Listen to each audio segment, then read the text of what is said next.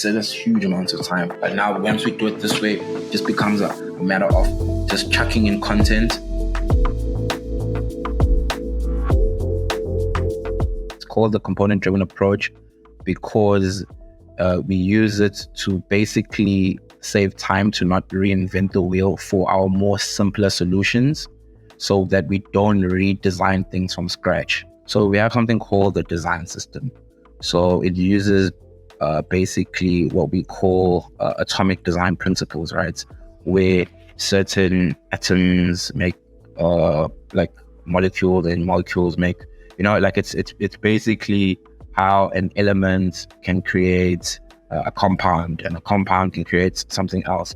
We used something called a typescale. It helps us work in tandem with the developers because, so for example, it scales your typography. So if you're using your paragraph 16 points as a base, then you can use your typescale and it calculates what size your other type, your H1s, your H2s, and your H3s should be. So when the developer's developing, all he does is uses rems which are based off that scale. So if base 16 is 1 rem and he says like the H2 is like 2 rems, it basically multiplies and makes sure that everything is consistent. We do our color schemes. What would be the color schemes? We do our states, any patterns, any fills, any button color styles, any notification sort of colorings. And then we move on to the next level. We take those colors, we take those type, then we create elements, right? So we create our inputs, we create our selectors, we create our states of inputs and selectors. And then from there, we create like sort of like a design system thing, right?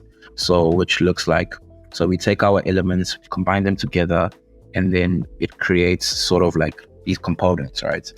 We have a navigation, we have a hero banner, and then we have an internal banner.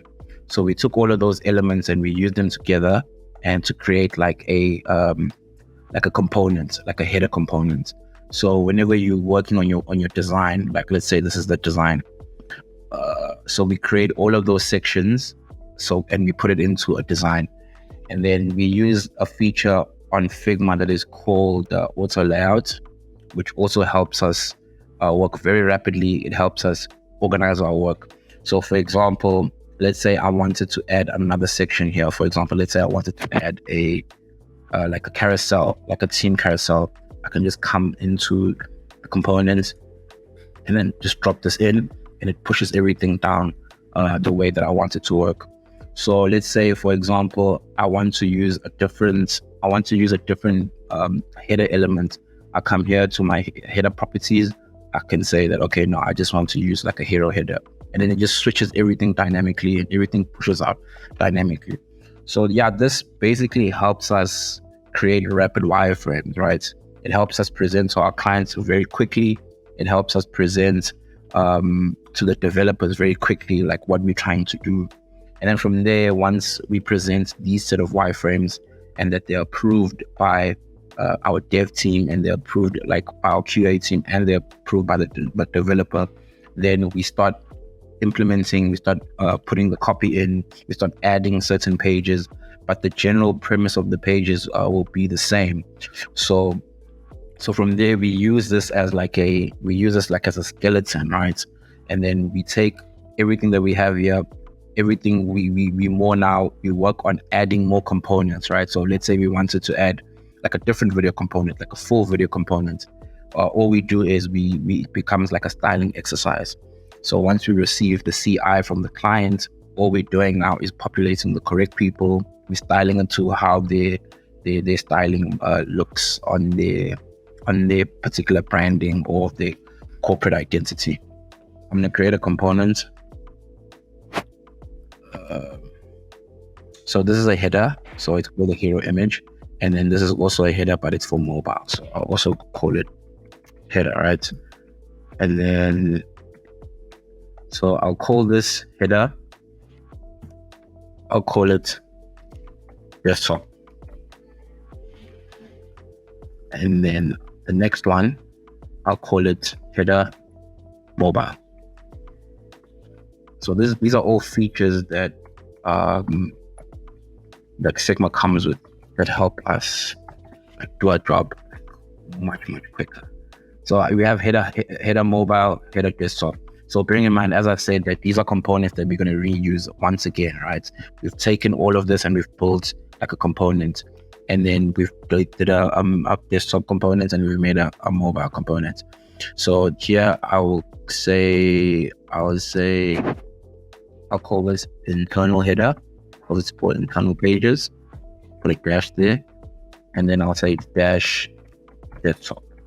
So what the dash does, it lets the program know that it's categories within categories. So it's like a cascading thing, right? So it's like it's an internal header, and it's desktop, large, blue, like all of these, like all of the slashes can mean something, right?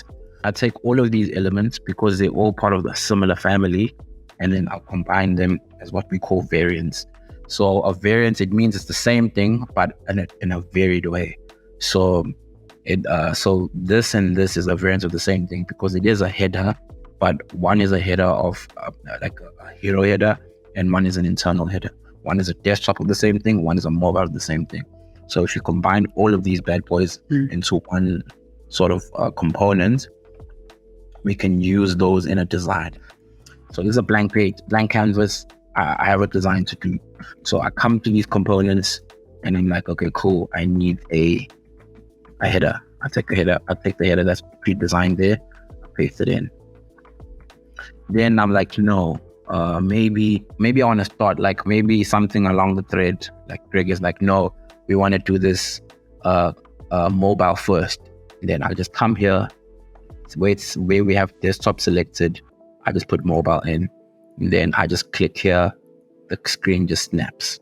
It saves huge amounts of time, because if we didn't do it this way, you'd have to individually create, style it, set the margins, set the image sizes and all of that. And now once we do it this way, it just becomes a matter of just chucking in content, but it just shows how rapidly we could create desktop and mobies and create them into prototypes.